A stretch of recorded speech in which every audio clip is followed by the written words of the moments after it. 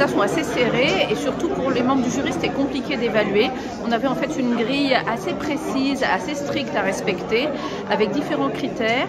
Il y a d'abord eu, durant la production, une évaluation du niveau d'hygiène, du respect des bonnes pratiques d'hygiène, voir comment les différents professionnels travaillaient, est-ce que c'était dans les règles de l'art ou est-ce qu'il y avait des fautes d'hygiène.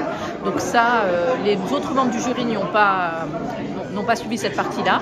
Et ensuite, on a évalué à la fois sur des aspects un peu de présentation, visuel, couleur, aspect du produit, est-ce qu'il donne envie d'être mangé, les couleurs, etc. Et puis bien sûr, dans le goût, on avait encore plusieurs critères sur la texture, sur le goût, sur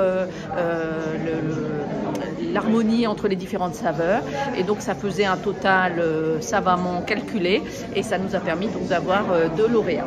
J'étais membre du jury des pâtés créoles et c'était quand même vraiment des produits très différents les uns des autres en termes d'épaisseur, en termes de texture de pâte, en termes de goût, de saveur de la pâte.